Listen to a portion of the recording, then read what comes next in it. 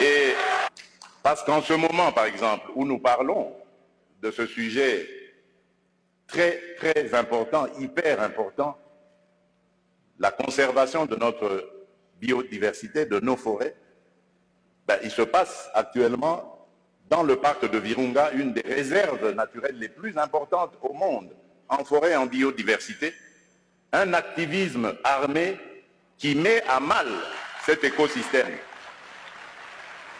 qui le détruit. Et cela n'a pas été décidé à Washington, à Paris, à Bruxelles ou à Londres. Ça a été décidé en Afrique, et plus précisément à Kigali.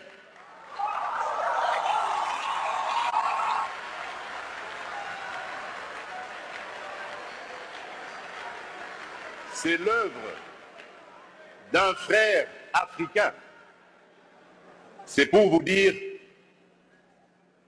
que nous devons bannir l'hypocrisie qui est entre nous.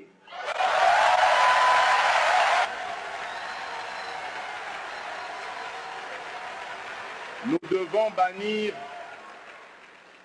devons bannir des fléaux tels que le tribalisme, la haine de l'autre.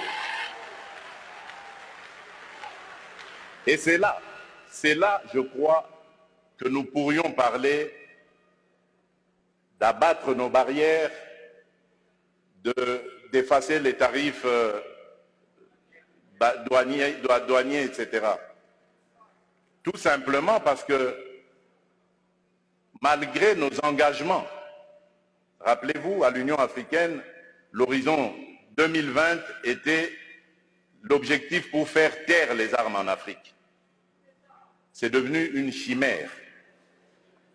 Et nous ne nous en offusquons pas. Nous ne condamnons pas. Et tant que ce sera comme ça, il faudra oublier toutes les bonnes initiatives telles que celles préconisées par le président Ruto. Nous devons avoir le courage de nous regarder entre Africains, les yeux dans les yeux.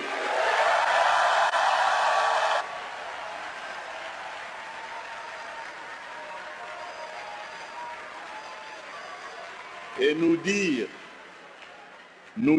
que on ne peut pas s'appeler frère et se poignarder dans le dos en même temps.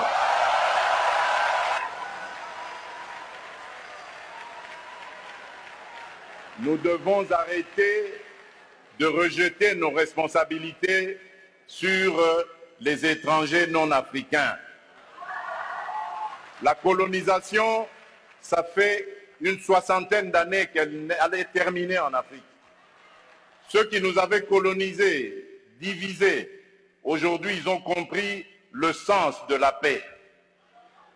J'en veux pour preuve la France et l'Allemagne, pour ne citer que ces deux pays, qui étaient les meilleurs ennemis dans le passé et qui sont les meilleurs amis aujourd'hui, le moteur de l'Union européenne. Tant que nous ne réfléchirons pas comme ça, eh bien ces gens-là, ces amis, ces partenaires à qui nous rejetons toujours la faute, ils continueront à nous prendre pour des irresponsables, ils ne nous respecteront jamais. J'ai suivi tout à l'heure avec attention l'adresse du président Macron, toute sa bonne volonté à vouloir venir dans des partenariats, mais j'ai tout de suite compris par son attitude que c'était du politiquement correct. Il n'en croyait pas un mot. Non pas parce que lui est menteur, non, loin de là. Parce que nous ne sommes pas sérieux, et eux le savent. Le jour où nous mettrons fin à ce à quoi nous assistons aujourd'hui, à l'est de la République démocratique du Congo par exemple, des voisins qui viennent semer la pagaille, la mort, la désolation, uniquement dans le but de s'enrichir, de piller les ressources. Le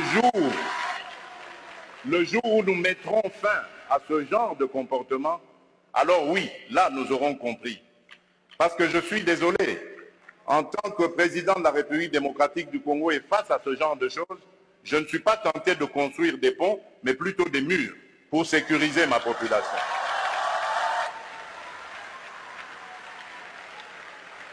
Et donc, pour clore mon propos et aussi le